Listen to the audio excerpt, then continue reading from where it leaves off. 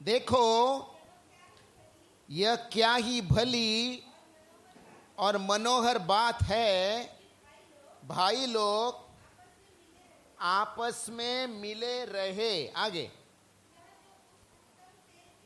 यह तो उस उत्तम तेल के समान है जो हारून के सिर पर डाला गया, दाढ़ी पर बहकर वस्त्र की छोर तक पहुंचा।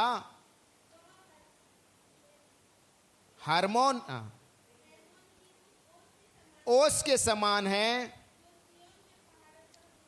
चलिए आगो को बंद करें, प्रार्थना करें। प्यारे पिता, यीशु के नाम से अब तक तूने हमारी सहायता की, आगे भी हमारी सहायता कर।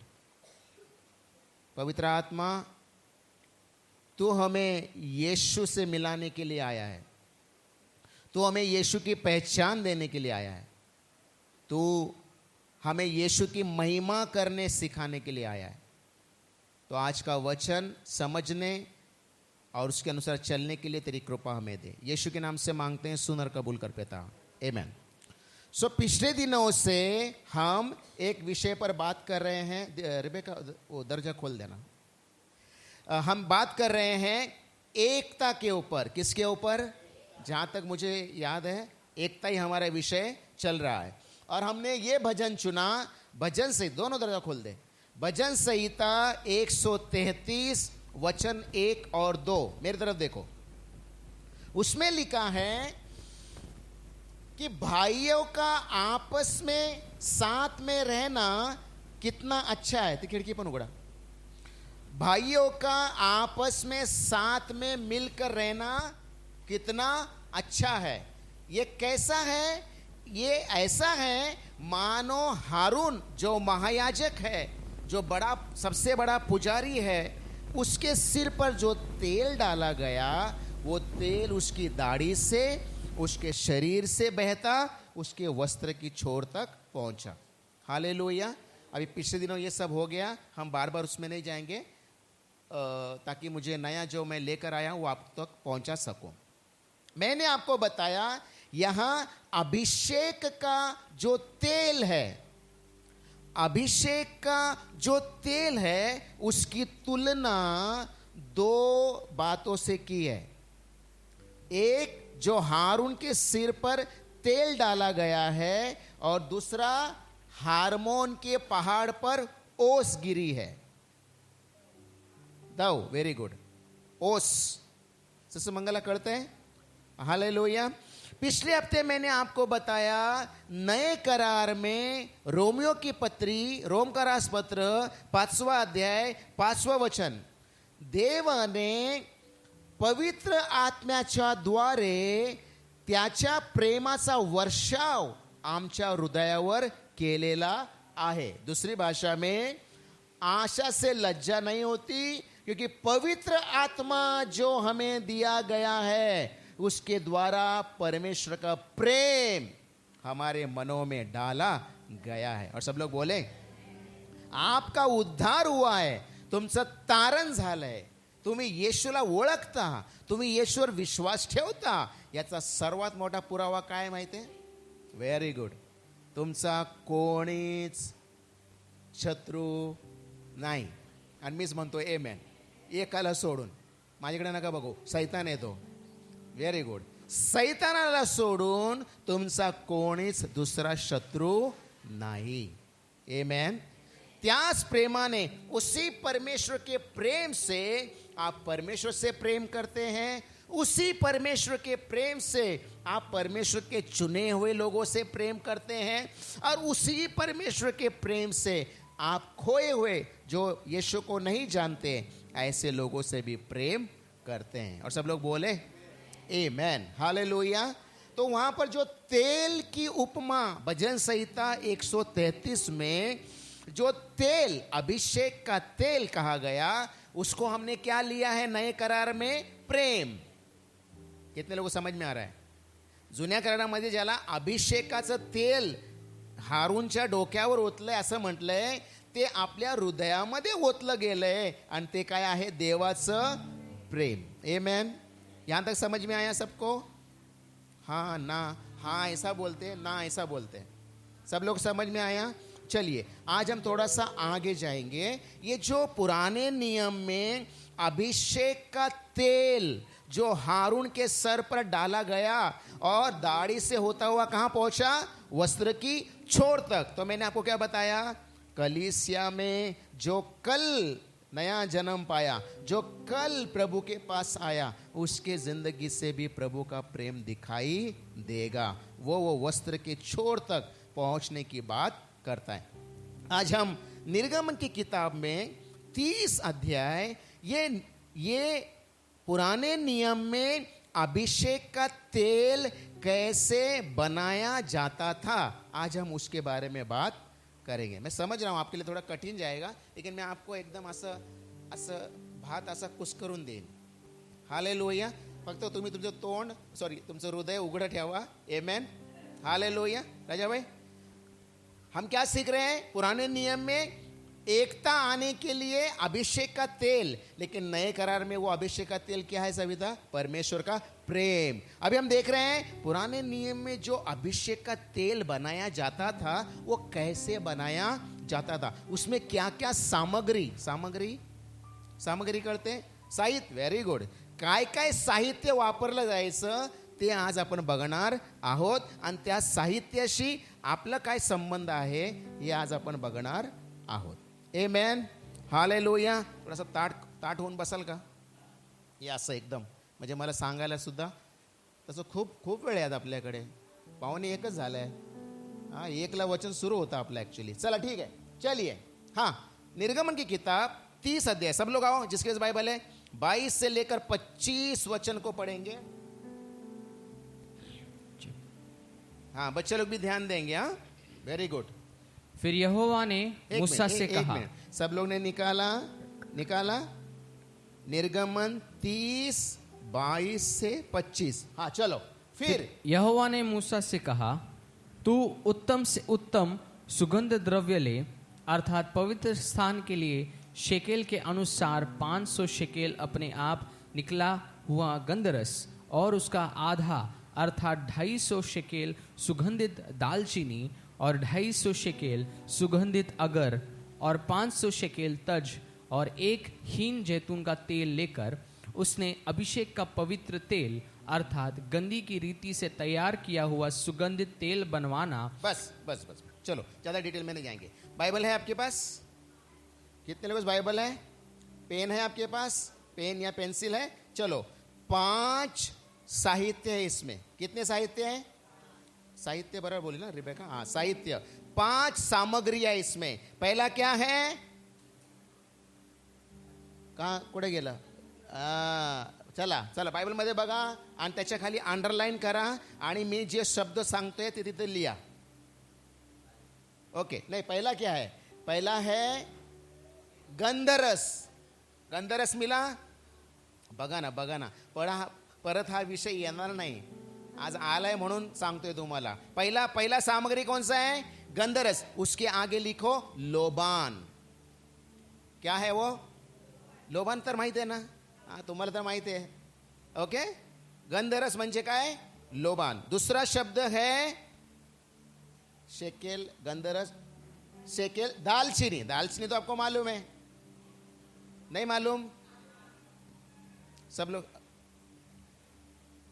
शालोम, दालचीनी मालूम है? पेन चाहिए मेरे से ले. ये ले. दालचीनी मालूम है कि नहीं? हालेलुया. पहला क्या है? लोबान. दूसरा क्या है? दालचीनी. अभी वो दालचीनी के नीचे कुछ मत लिखो, दालचीनी समझ में आ गया. गंधरस समझ में नहीं आया, इसलिए मैंने आपको बताया वो क्या है? लोबान है. तीसरा क्या है? अगर. हाँ, अगर. इसको मराठी में बोलते हैं वेखंड. वेखंड माहिती है? अरे सरस वेखंड नाही माहिती? मुलांना जर जीभ लहानपणी जड होते बोलायला, तर काय करतात? ते वेखंड घासून त्याचं हे लावून त्याच्या जिभेला लावतात. अरे देवा. सिस्टर ज्योती बरोबर आहे का? वेखंड. हाँ, सिस्टर नर्सबाई बरोबर बोलत है. वेखंड. बस लिख लो. तीसरा सामग्री क्या है? सब लोग का ध्यान है? नहीं, तीसरा पहला क्या हो गया? लोबान, दूसरा दालचीनी, तीसरा अगर, अगर मतलब वेखंड। ये एकदम शब्द नहीं है, लेकिन बोली भाषा में क्या कहा जाता है आपको समझने के लिए मैं ये बता रहा हूं। चौथा कैसिया, कुठे? अगर, हाँ भाई अगर। नेक्स्ट तज, हाँ तज, हिंदी में उसको दूसरा शब्द कैसिया लिखा है, उसको लिखो तेज पत्ता। तेज पत्ता, वेरी गुड, एक सुगंधित छाल है वो, वेरी गुड। और जैतून का तेल तो आपको मालूम है।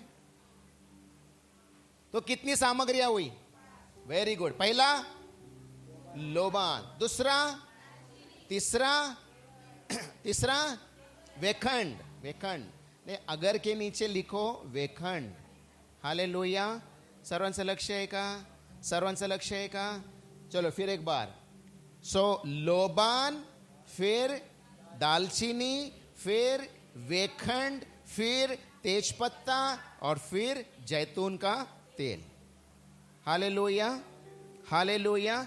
ये 5 सामग्रियां मिलाकर पुराने दिनों में अभिषेक का तेल बनाया जाता था। समझ, सबको समझ में आया क्या? Hallelujah, hallelujah. अब हम अभिषेक के तेल की तुलना हम किससे कर रहे हैं नए करार में? प्रेम से कर रहे हैं। Very good, hallelujah. चलिए, तो जैसे पुराने दिनों में ये 5 सामग्री मिलाकर अभिषेक का तेल बनता था, वैसे ही ये 5 सामग्री मिलाकर हमारे अंदर परमेश्वर का प्रेम बनाया जा सकता है। Very good, clear? हाँ, नाही? कसं करायचं ब्रदर? हा, आता हे 5 वस्तू तुमच्याकडे असला पाहिजे. किती वस्तू? 5. पहिलं लोबान, दुसरं दालचिनी, तिसरं वेखंड, चौथं तेजपत्ता आणि 5वां, 4 तो आपके घर में है। जैतून का तेल सिर्फ क्या बोलते हैं मेडिकल स्टोर से मिल जाएगा। हालेलुया। ए बाबा, तुम्ही खरोखर आणू नका बरं का, त्याचा अर्थ सांगणार आहे मी तुम्हाला. तुम्हाला वाटून असं हे सर्व मिळून प्रेम बनणार नाहीये, याचा अर्थ काय? सो आइए पहले मुद्दे पर जाएंगे। लोबान, लोबान। अगर पुराने दिनों में ये 5 चीजें मिलकर अभिषेक का तेल बनता था, तो आज हमारे जीवन में ये 5 चीजें, 5 सामग्रियां मिलकर परमेश्वर का प्रेम निर्माण करेगा। जॉय, तो इधर आ, इधर बैठ, इधर आ, जल्दी जल्दी। कितने लोगों समझ में आया? समझ में आया? हाँ ना, काहीतरी म्हणा की। ओके, चलिए। तो पहला लोबान। लोबान क्या दर्शाता है? लोबान हमारे जीवन में नम्रता और समर्पण को दर्शाता है। लिखो, लोबान का अर्थ क्या है? नम्रता और समर्पण। बोलिए, लोबान का अर्थ क्या है? नम्रता और समर्पण। Hallelujah, hallelujah. क्यों लोबान को नम्रता या समर्पण बोला गया है? क्योंकि लोबान एक ऐसा पदार्थ है जो खुद जलता है लेकिन दूसरों को खुशबू देता है। बरोबर आहे ना? सिस्टर गए भाई, बरोबर आहे ना? हालेलुया। ते मच्छर घालवण्यासाठी सुद्धा आजकाल लोबान जाळतात ना घरात. आता नवीन आलंय, हमारे बड़े भाई के घर में है, वो अच्छी खुशबू देता है। घर में जाने के बाद ही पता चलता है कुछ तो भी जलाया हुआ है। कि कापूर जलाते उसमें? ओके, ठीक है, चल जाने दो। तो लोबान नम्रता और समर्पण का चिन्ह है, जो अपनी हानि करके भी अपनी सुगंध को फैलाता है। आमेन, हालेलुया। समर्पण का या नम्रता का अर्थ है परमेश्वर के इच्छा के प्रति अपने आप को दे देना। देवाची इच्छा पूर्ण करण्यासाठी आपण काय केलं पाहिजे? स्वतःला दिलं पाहिजे। आमेन। मग त्यात फायदा हो की नुकसान हो? नहीं नहीं, ना हो नहीं, फायदा हो कि नुकसान हो। अगर फायदा हुआ नहीं हुआ तो नहीं चलेगा, लेकिन फायदा भी हुआ नहीं हुआ लेकिन नुकसान भी हुआ तो भी आपकी और मेरी तैयारी रहनी चाहिए। और मैं ही बोलता हूं आमेन, हालेलुया। सुनिए, नम्रता उस नदी के समान है। सर्वंस लक्ष्य है, नम्रता उस नदी के समान है जो तेज बहती है। बघितलं कधी गावाकडे? हाँ, लेकिन जब बांध आता है, बांध काय म्हणतात त्याला? बांध, बांध बरोबर शब्द है। पर जब बांध आता है नदी का प्रवाह क्या हो जाता है? स्लो हो जाता है। वो बांध के आगे, वो जो नदी एकदम गुस्से से बह रही है, वो बांध के आगे क्या हो जाती है? Very good. वो अपनी ताकत जो वो कर सकती है, जो बाढ़ ला सकती है, वो सब ताकत अपनी सबको लेकर बांध के सामने नम्र होती। और सिर्फ नम्र ही नहीं होती, आपने देखा होगा बांध ऊपर रहता है, वो ऊपर से नीचे आने के लिए, नीचे गिरने के लिए भी तैयार हो जाती है। उसको बोलते हैं नम्रता। हालेलुया। अभी आपको नहीं पता है, जो पढ़े लिखे हैं मालूम है, जो नदी बहती है और बांध से जब नीचे गिरती है उसी से बिजली तैयार की जाती है। विष तैयार होते कि नहीं? ये जो फिरते हैं। Hallelujah, hallelujah. समझ में आ रहा है? सो प्रेम में, परमेश्वर के प्रेम में जो कि लोबान को दर्शाता है, वो क्या है? नम्रता और समर्पण। आमेन, हालेलुया। मैंने नदी का उदाहरण दिया आपको, मैंने नदी का उदाहरण दिया। दूसरा उदाहरण है, ये समर्पण और नम्रता का मतलब होता है। कितने लोगों ने सर्कस देखा है कभी? Very good. सर्कस देखा है आपने? वो बड़ा शेर देखा है? हाँ, वो शेर क्या करता है? जिसके लंबे लंबे नाखून है, लंबे लंबे दांत है, वो सामने वाला जो पतला सा रिंग मास्टर, उसको एक पंजा मारेगा तो मर जाता है। लेकिन वो शेर क्या करता है? अपने पैरों के, अपने हाथ पैरों के जो नाखून है, अपने दांत की जो ताकत है, वो रिंग मास्टर के सामने क्या करता है? समर्पित करता है। और जैसे रिंग मास्टर रंग करके करता है बैठ जाओ, तो वो टुप करके छोटे से स्टूल पर आके बैठ जाता है। इसको बोलते हैं समर्पण और नम्रता। कुछ लोगों को लगता है नम्रता मुझे गरीब रहे। नहीं, नम्रता का मतलब है आप में ताकत है, आप औरों की हानि कर सकते हैं, आप औरों को जवाब दे सकते हैं, लेकिन उस समय आप अपनी ताकत, अपनी काबिलियत, आप क्या कर सकते हैं? आप उसको क्या करते हैं? अंदर ले लेते हैं, और जो सामने है उसके सामने आप झुकने को तैयार हो जाते हैं। Hallelujah, hallelujah. याद रहेगा आपको? चलिए, यशायाह की किताब 53वां अध्याय 53, देखिए हमारा मसीह कैसा है। यशायाह 53 वचन 2 और 3।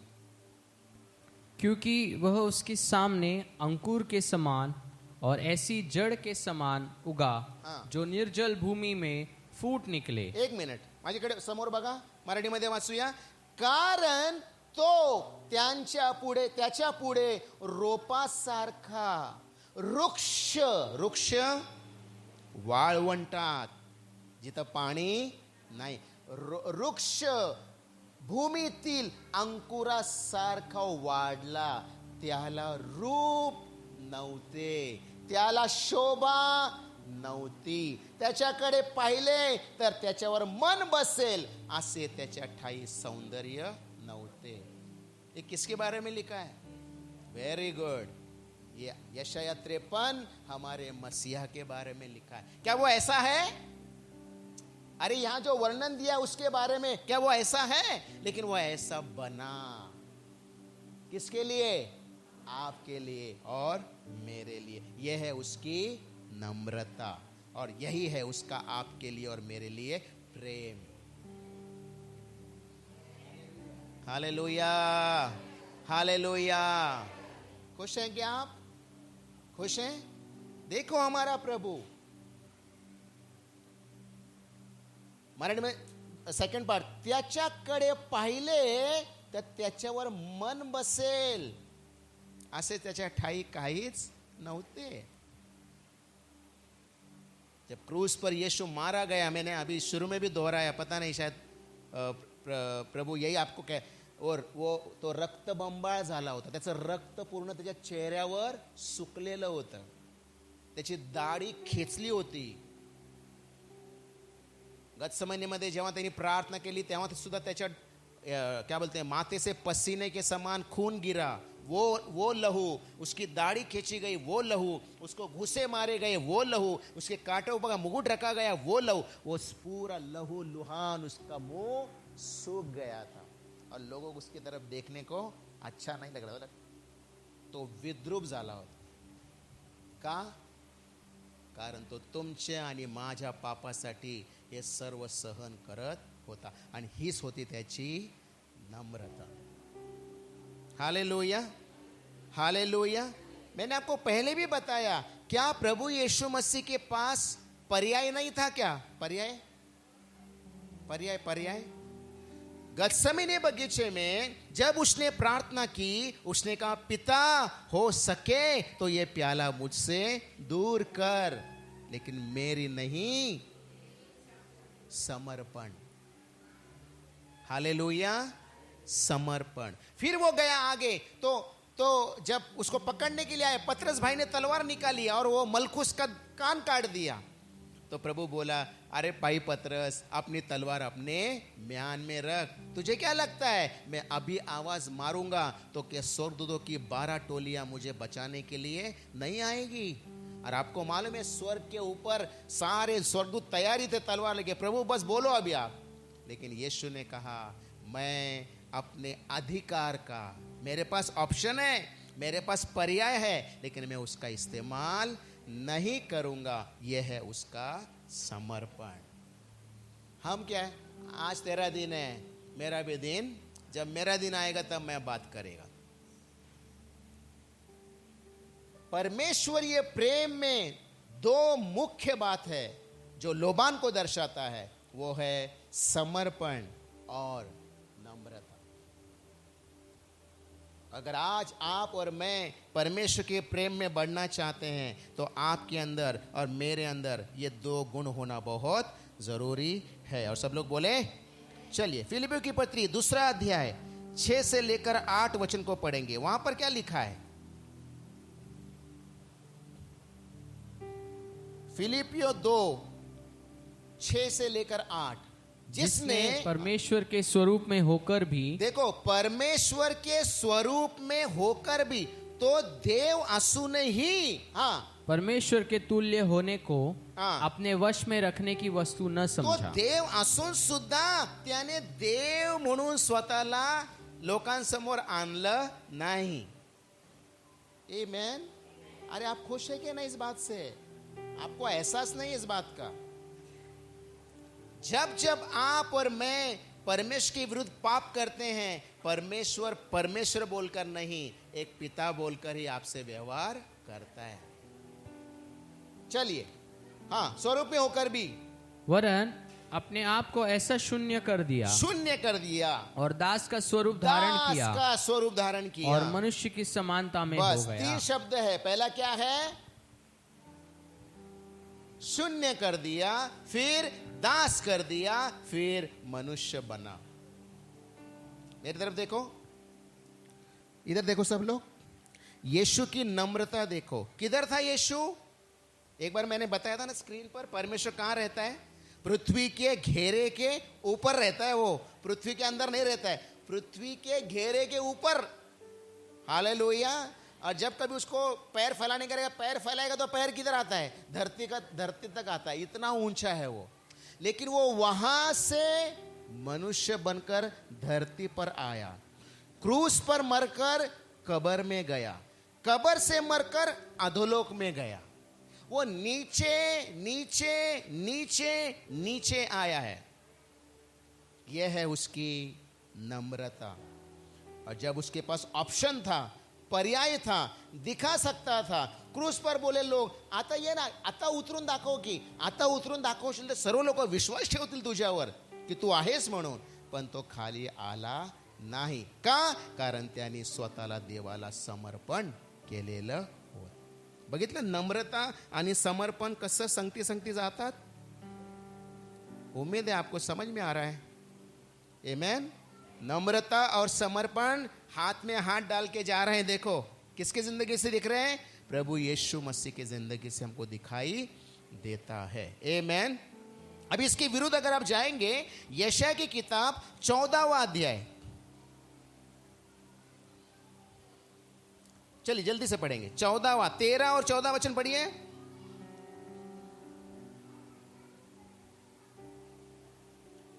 तू मन में कहता तो था मैं स्वर्ग पर चढ़ूंगा, मैं अपने सिंहासन को. एक मिनट, कितने कितने लोगों के पास बाइबल है?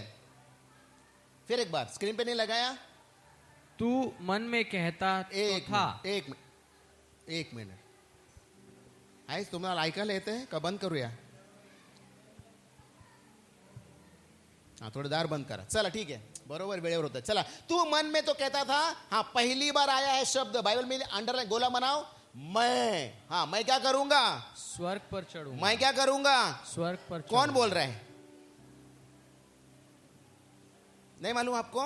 अरे यशायाह 14 में शैतान का उल्लेख है. ये जो स्वर्गदूत था लूसीफर, लेकिन वो क्या बोल रहा है? मैं स्वर्ग पर चढ़ूंगा. पहला मैं, फिर मैं, दूसरा मैं. गोला बनाओ ना अपनी बाइबल में. एक मैं हो गया, दूसरा मैं अपने हाँ सिंहासन को ईश्वर के तारांगण से अधिक ऊंचा करूंगा. मैं परमेश्वर से वो ऊंचा सिंहासन बनाऊंगा. आगे और उत्तर दिशा की छोर पर सभा के पर्वत पर विराजूंगा. नीचे नेक्स्ट वचन. मैं मेघों से भी तीसरी बार आया शब्द मैं. हाँ मेघों से भी ऊंचे ऊंचे स्थानों के ऊपर चढ़ूंगा. हाँ मैं परम प्रधान के तुल्य हो जाऊंगा. हाँ. और चौथी बार भी आया ना मैं.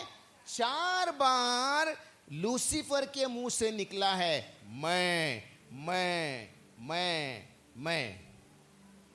है क्या आपके पास भी? आपके पास है क्या? नहीं. मैं नहीं है. अगर आप नहीं बोले तो फिर है समझो. हाँ ये देखो है तो है. हालेलुया. मी देवाच्या सिंहासनापेक्षा उंच सिंहासन बनवेन. मी देवाच्या पेक्षा मोठ्या उंच जाईन. तो वचन में लिखा है वो जितना ऊपर ऊपर ऊपर जाना चाहता था वो उतना नीचे नीचे और नीचे आया. और बाइबल बताती है एक दिन आने वाला है उसको आग की झील में भी डाला जाने वाला है. दूसरी तरफ यीशु जो ऊंचाई पर था वो नीचे नीचे और नीचे आया है. कितने लोगों को फर्क समझ में आ रहा है? नम्रता आणि समर्पण. समझ में आ रहा है? हालेलुया. नम्रता और समर्पण. शैतान अपने आप को ऊपर ऊपर ऊपर ले जाना चाहता है, लेकिन वचन में लिखा है उसको नीचे डाल दिया गया. अभी तो धरती पर घूम रहा है, एक दिन न्याय होगा तो और नीचे चला जाएगा अधोलोक में. लेकिन यीशु जो सिंहासन पर बैठा है, जो पहले ऊपर है, लेकिन अब वो नीचे नीचे और नीचे आता है. और वचन में लिखा है जब वो नीचे आता है परमेश्वर उसको सबसे ऊपर का स्थान देता है. और सब लोग बोले आमेन. हालेलुया. चलो हम लोग जिस दुनिया में रह रहे हैं ना, वहां सब लोग मैं कुछ करके बता सकता हूं, मैं कुछ करके बता. देखो कुछ नहीं आता है. कोई बात नहीं. ज्यादातर क्या होगा, आप दुनिया से पीछे रह जाओगे ना, लेकिन परमेश्वर के राज्य में आप हमेशा आगे ही रहोगे. और नम्रता और समर्पण ये प्रेम का सबूत है. आमेन. ये प्रेम का भाग है. याद रहेगा. हालेलुया. अभी सुनिए, शैतान खुद ऊपर जा रहा है. मैं ऊपर जाऊंगा, मैं ऊपर जाऊंगा. चलिए इफिसियों की पत्री 2 अध्याय 5 और 6 वचन को पढ़ेंगे.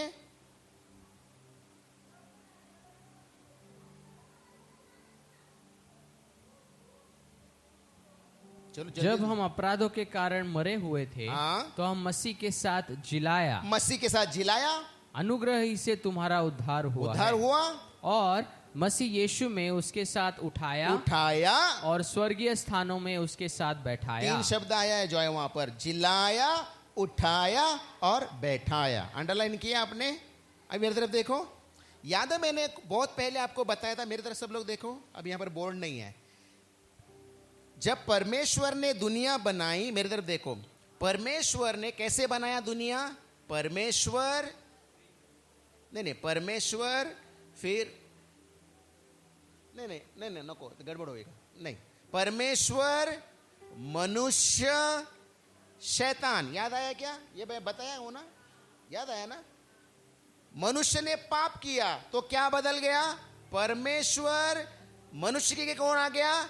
शैतान। और शैतान की जगह कौन आ गया? मनुष्य। जगह बदल गई इंसान की।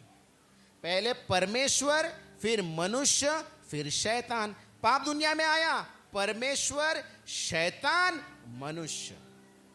लेकिन परमेश्वर ने हमसे प्यार किया। परमेश्वर जो ऊपर है उसने शैतान को कुछ नहीं किया, वो सीधा शैतान को ओलांड के किसके पास आया? मनुष्य के पास आया, और उसने मनुष्य को लिया और अपने साथ स्वर्गीय स्थानों में जाके क्या किया? अपनी बराबरी में बिठाया। कितने लोगों को फर्क समझा? शैतान सबके ऊपर रहना चाहता है, सब मेरे नीचे रहना चाहिए। प्रभु बोलता है मैं तुझे भी अपने नीचे नहीं, अपनी बराबरी में ही रखना चाहता हूं। क्योंकि मेरी बराबरी में अगर मैं तुझे ले भी आऊं तो मुझे कोई डर नहीं है कि तू मेरा सिंहासन ले लेगा, क्योंकि मैं तभी भी तुझसे ऊंचा ही रहूंगा। देखा परमेश्वर की नम्रता और परमेश्वर का समर्पण। और इसीलिए बाइबल में 2 प्रकार के बांध काम है। एक है उत्पत्ति 11 में मीनार बना रहे, मीनार, बुरुज, उसको पिरामिड बोलते हैं, त्रिकोण ऐसा। सब लोग का ध्यान है? अभी यहां ब्लैक बोर्ड नहीं है, ऐसा त्रिकोण। लेकिन परमेश्वर क्या बना रहा है? भवन बना रहा है। आमेन। हम सब ऐसे बन रहे हैं। शैतान कैसा बना रहा है? पिरामिड ऐसा, ताकि टोका और कौन बसनार? तो बसनार। समझते हैं? सो परमेश्वर के प्रेम से अगर आपको भरा हुआ होना है तो आपके पास 2 चीजें होनी चाहिए। लोबान है, लेकिन वो लोबान का अर्थ है नम्रता आणि समर्पण। आमेन। और आज की तारीख में बहुत मुश्किल है बाबा, बहुत मुश्किल। यहां सब आरेला कार्य करायला चालले। ऐसे संसार में परमेश्वर ने आपको और मुझको नम्रता और समर्पण के लिए बुलाया है, जो परमेश्वर के प्यार का एक भाग है। और ये प्रेम कैसा है? अगापे। बताया था ना, याद है मैंने? निस्वार्थ, शर्त पर अवलंबन नहीं है, तू करेगा तो मैं करेगा, नहीं। परमेश्वर हमसे फिर भी प्यार करता है। तो अगर कलीसिया में एकता आनी है, आपके विवाह में एकता आनी है, आपके परिवार में एकता आनी है, तो वहां पर क्या होना है? प्रेम। और प्रेम अगर होना है तो उसमें क्या होनी चाहिए? लोबान। और लोबान का मतलब अपने लिए क्या, हमारे लिए क्या है? नम्रता और समर्पण। आइए प्रार्थना करें। प्यारे पिता, यीशु के नाम से आज का वचन तेरे लोगों को समझ में आए। हमारा उद्धार हुआ है, यीशु हमारे दिल में है। इसका सबूत यह है कि हम तेरे अगापे प्रेम से भर जाते हैं प्रभु। और वो प्रेम का जो भाग है वो है नम्रता और समर्पण। दया कर कि ये बातें हम समझे, अपने व्यक्तिगत जीवन में, अपने वैवाहिक पारिवारिक जीवन में और अपने सामाजिक जीवन में भी हम इन बातों को लागू कर सकें। अब यहाँ से हम अलग हो रहे हैं। तेरी शांति, तेरा आनंद, तेरी उपस्थिति हमारे साथ बनाए रहा। अब तक हमारे साथ रहा, इसलिए धन्यवाद। सारा आदर, सारी महिमा तेरे नाम को देते हैं और ये प्रार्थना यीशु के नाम से मांगते हैं। सुन और कबूल कर पिता। आमेन और आमेन।